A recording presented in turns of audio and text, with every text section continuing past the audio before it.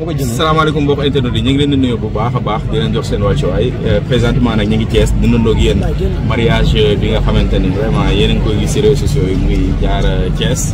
nekk si chéri bi di kat yi donc ñu taxaw ak ki nga xamante ni nag ça va vous surprendre mais c'est la réalité c'est son papa dañ koy nuyu bàyyi fa mu nuyoo ak yéen mbokk internet bi sëñ bi ñu ngi lay ziar. waaw maa ngi leen di ziar maa ngi leen di nuyu yéen ñëpp di kontaan ci seen teewaay yéen ñëpp ci bésu sama doom bi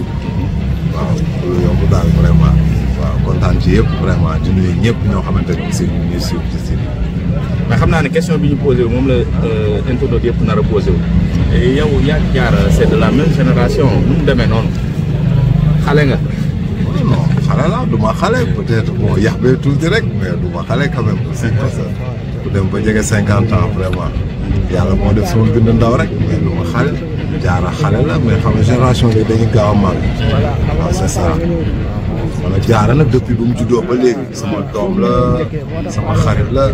vraiment complicité bi am sama diggante ak moom dafa yàgg depuis que muy nekk seen petit gallé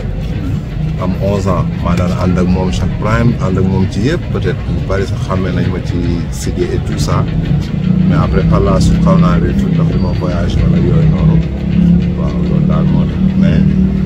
Diarra sama taaw mooy sama taaw bu jigéen la mais am na mag. am na mag aussi am na mag. mais bi nga toogee ñu ñëw ni la vraiment sa doom dama ko bëgg a def soxna maanaam pour mu jugee sa kër dem ci beneen kër sa première réaction lan la. bon loolu sant yàlla parce que aussi tamit nit tamit koo gis ku ne loolu lay ñaan yàlla dund ba am sa doom vraiment ñu ñëw di ko bëgg loolu dañ koy sant yàlla rek parce que c'est pas donné à n'importe qui aussi surtout tamit mu doom boo xamante ne aussi tamit doom bu yem ci loxo la doom bu yaru bu déggal ay waajuram réglé aussi que xam nañ ni Diarra bon yàlla def na mu siiw sur le plan national su demee ba am na loo xam ne su ko doon def tey yaakaar naa ñun balaa ñu ci jot sax si di génne nañ ko dugal ko parce que toujours ngay gis ay rumeur yoo xam ne mais yàlla suturaal nañu dimbale ñu ba ñoom moom que muy magam moom mën naa ni yàlla moo leen yar daal vraiment boobu dañ koy sant ci rumeur yooyu sax la ñuy taxaw parce que dañ daan dégg ay diw Pamadan sax da koy takk kii da koy takk loolu est-ce que amoon nga ci ay doute wala daan nga si waxtaan ak moom. non yooyu xam nga li naan siiw du jàmmi borom waaw nit moom bu siwee rek gis nañ tout le temps star yi fii nii tout ça ñu leen dugal ak yoo xamante ni parce que gars yi aussi dañ ci wut ay vues et tout ça man noonu laa gisee rek mais moom daaw ko du dérangeant même ma nekkoon à l'extérieur sax bu ma gisee aussi damay xam ne ñun ñooy créer rek parce que gis nañ fi mu ne mais yooyu musul am parce que Diarra musul am relation première fois relation bi mu am bu sérieux mooy bii nga xamante ni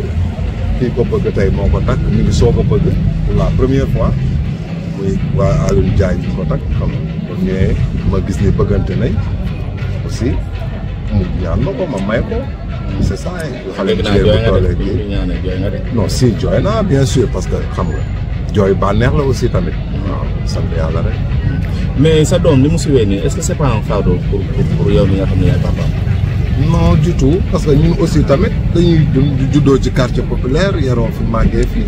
xam nga am na loo xam aussi su amee tamit dañuy rester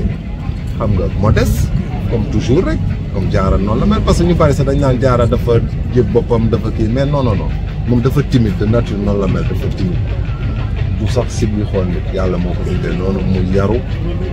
waaw amul benn loo xamante ni vraiment nit ñi nag ku la xamul nag moom la lay wooye c'est ça. lan nga koy conseiller ci sëy bi nga xam ne dugg na si état jeune d'autant plus que le taux de divorce yi léegi dafa élevé de trop yan conseil ngay jox sa doom. non di ko ñaanal rek parce que aussi tamit damay def rek mu topp ci tànk yaayam rek bu nduroo yaayam rek moom vraiment xaw ma leen lu ma ciy tiit parce que maa yaayam depuis ñu xamante yàgg na mu doon xale damay takk yaayam boobu amul sax âge bi Diarra moom ba léegi nii foo ta jay Diarra ba ci magam ñu bari sax ba ci yéen sànq bi nga xamee ni maay papaam sax ñu bari ñu koo gëm da leen jaaxal parce que dañ yaakaar ne suma sœur la wala ñu bari aussi loolu la ñuy wax sa mag yi wala sa lii tout ça mais loolu moom vraiment waaw sant yàlla daal waaw sa góorgóorlu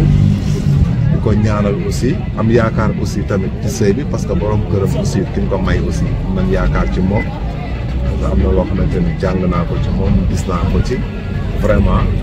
am naan daal moom sëyu xale moom fan yi ñoo ci jàpp xamal ko mën a taxaw mais ñu ngi ci am yaakaar te yàlla bu yàlla tas yaakaar waaw vraiment leen jàppale rek incha allah yàlla nekk def tawfiq ça j'en suis sûr et certain. Merci beaucoup gars yi amoon nañu question jërëjëf. jërëjëf père. je vous remercie.